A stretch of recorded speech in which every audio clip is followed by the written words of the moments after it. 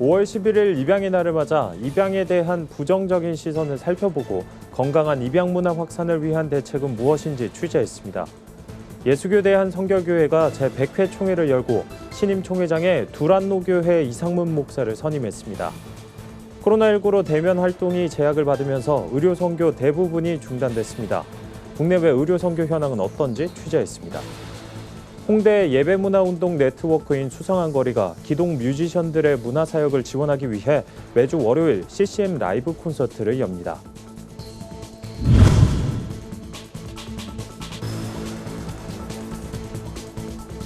여러분 안녕하십니까? 굿TV 뉴스입니다. 5월 11일은 입양의 날입니다. 건강한 입양 문화 확산을 위해 2005년 제정했는데요. 네, 최근 입양 아동을 학대하는 사건이 잇따라 발생하면서 입양에 대한 부정적인 인식이 확산하는 모양새입니다. 자칫 입양 문화가 위축될까 우려하는 목소리도 커지고 있는데요. 보도에 박은결 기자입니다. 지난해 국민적 공분을 일으킨 정인이 사건 이후 입양 가정이 아동 학대의 온상이라는 편견이 깊어지고 있습니다. 보건복지부에서도 입양아동 사후관리 강화 방침을 밝혔고 입양기관 내부 감사 등으로 입양 관련 절차도 지연되는 걸로 알려졌습니다. 실제로 입양을 결정한 한 부부가 입양기관에 연락을 취했지만 신규 상담은 어렵다는 응답을 받았습니다. 입양 부모들은 아동 학대에 대한 공권력의 적극적인 개입과 대책의 필요성에는 동의하면서도 입양 가정이 잠재적 아동 학대 범죄자 취급을 받거나 이러한 사회적 분위기로 입양이 위축되어서는 안 된다고 지적했습니다. 전국입양가족연대 측은 입양은 가정을 이루는 하나의 방법일 뿐 출산과 다르지 않다며 입양가족이 특별하다고 생각하는 것 자체가 차별이라고 강조했습니다. 너가 왜 이렇게 어려운 일을 하려고 해? 하면서 그분들을 붙드는, 그래서 실제로 입양가족들이 신청을 진행을 하다가 많은 분들이 현재 보류하고 있는 상태이기도 합니다. 입양아동들은 학대를 당할 것이다 라고 하는 잠재적 가해자라는 편견을 가지고 모든 것을 세팅을 해버리면 그러면 이 문제 해결은 영원히 될 수 없다. 실제로 보건복지부가 발표한 2019 아동학대 주요 통계를 보면 아동학대의 70% 이상은 친부모에 의해 발생했습니다.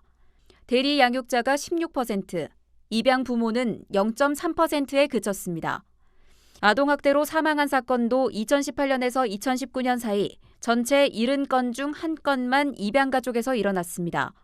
전문가들은 입양 대상 아이들이 건강한 가정에서 성장할 수 있도록 입양에 대한 편견을 걷어내는 일이 시급하다고 주장했습니다. 이와 함께 입양을 돕는 문화도 만들어가야 한다고 강조했습니다.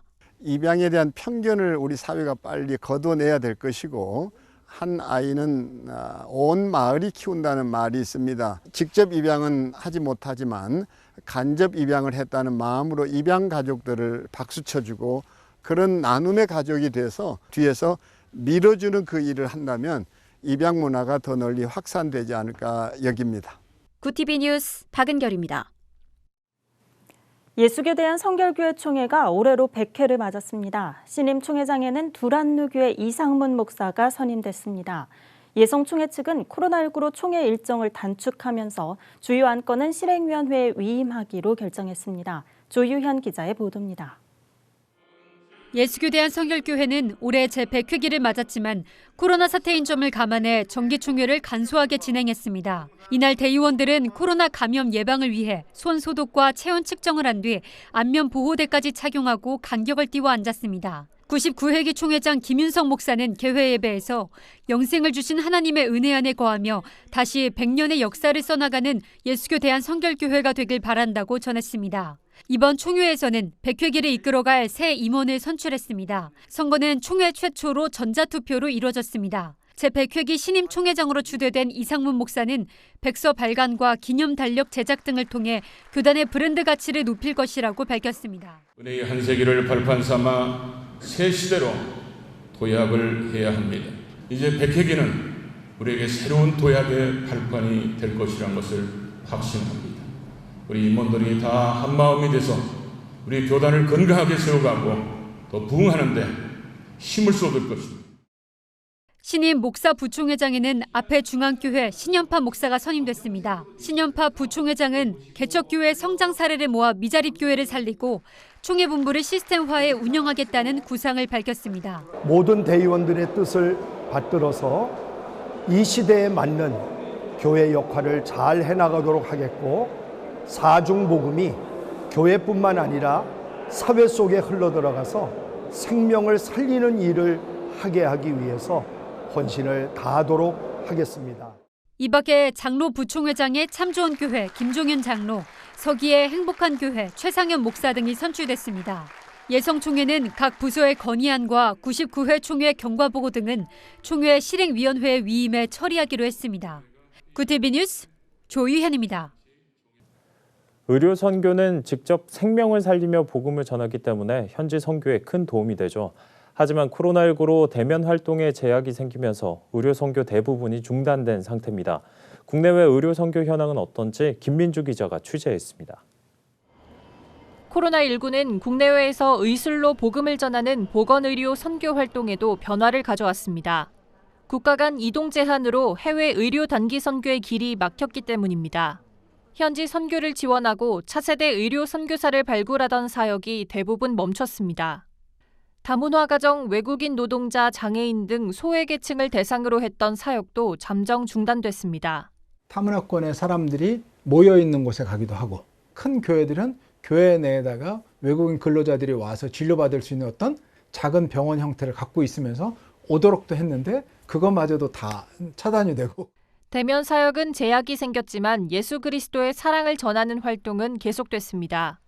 대구 동산병원과 평택 박예병원 등 기독병원들은 코로나19 거점 병원을 자처했고, 해외 현지에 있는 의료 선교사들은 국내 기독단체 교회와 소통하며 마스크와 방호복 등 부족한 방역 물품을 현지에 제공하기도 했습니다.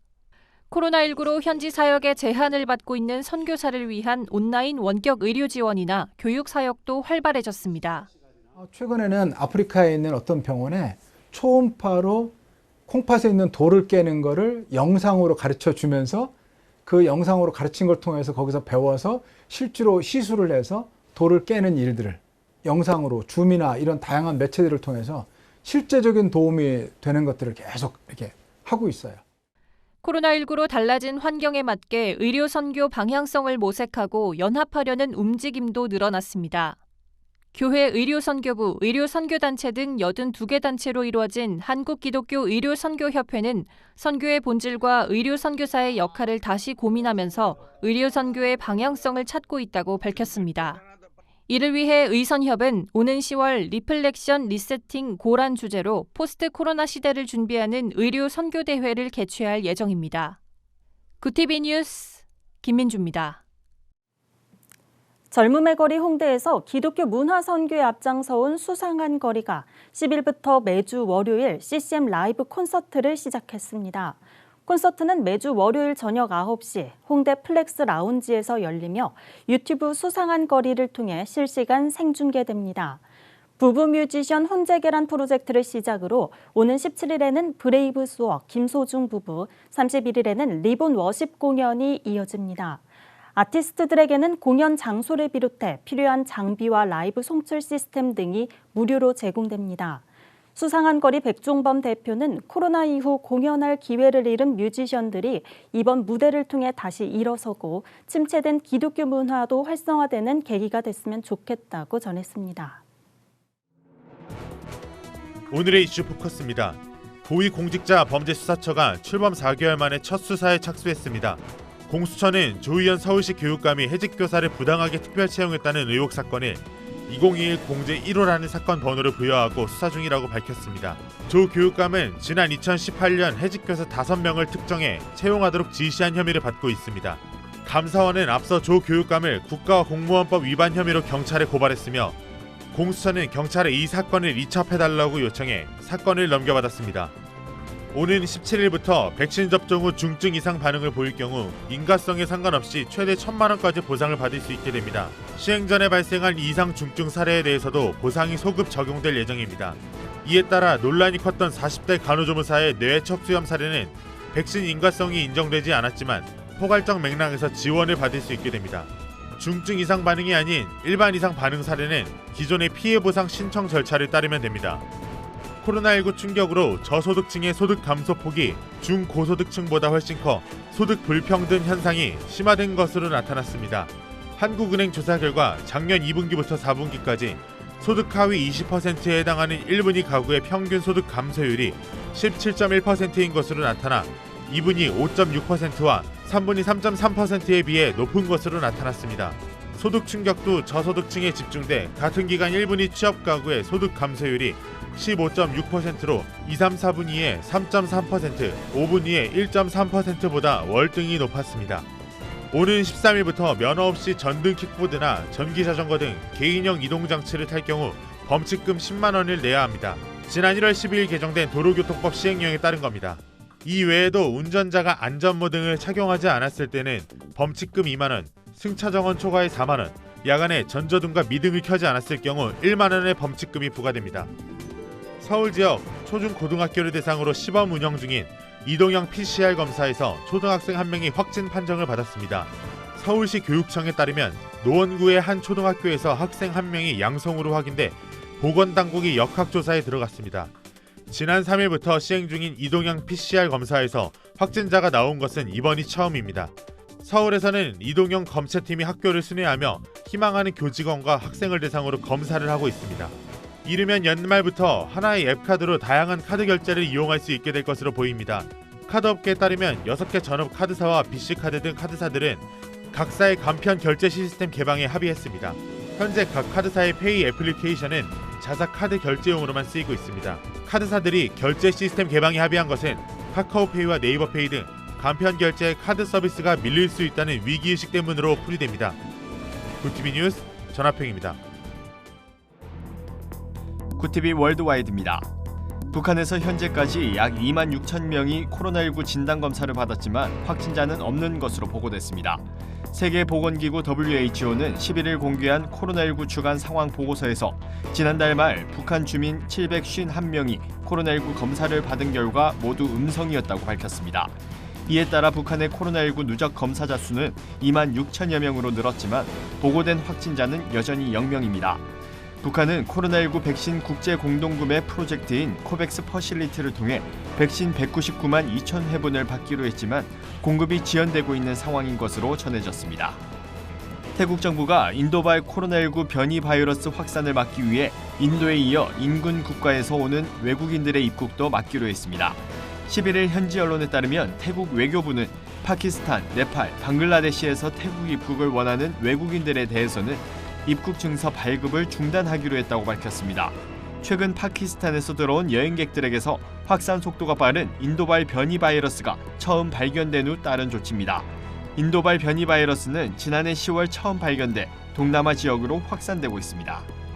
전 세계 1억 8천 명이 가입해 시청하고 있는 동영상 스트리밍 서비스 업체 넷플릭스가 한국 드라마 프랑스어 자막에 동해를 일본해로만 표기해 논란이 되고 있습니다. 사이버 외교 사절단 반크는 문제의 자막은 드라마 하백의 신부 11화에서 한 출연자가 동해를 언급한 대사를 일본해로 번역한 부분이라고 설명했습니다. 그러면서 우리나라의 드라마가 최근 유럽에서 높은 인기를 끌고 있기 때문에 이러한 오류는 반드시 시정해야 한다며 넷플릭스에 항의 서한을 보냈다고 밝혔습니다. 기독교와 유대교, 이슬람교의 성지인 동예루살렘을 둘러싼 긴장이 고조된 상황에서 팔레스타인과 이스라엘의 무력 충돌이 격화되고 있습니다.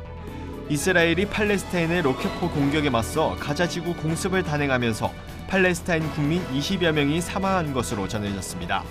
이스라엘군은 이번 공습이 팔레스타인 가자지구 무장정파 하마스의 로켓 발사시설, 군기지, 터널 등을 목표로 진행됐다고 설명했습니다. 양국은 종교활동 제한과 정착촌 갈등이 불씨가 되어 라마단의 마지막 금요일인 지난 7일부터 나흘째 충돌이 이어지고 있습니다. 중국 알리바바 창업자 마윈이 당국의 압박 속에 두문불출해온 지 약 4개월 만에 공개석상의 모습을 드러냈습니다. 로이터 통신에 따르면 마윈은 10일 항저우에 있는 알리바바 본사를 방문해 연례 행사인 알리데이에 참석했습니다. 마윈은 파란 티셔츠와 흰 바지 차림으로 나타나 알리바바 임원과 동행하며 웃음을 짓는 모습도 보였다고 로이터는 전했습니다.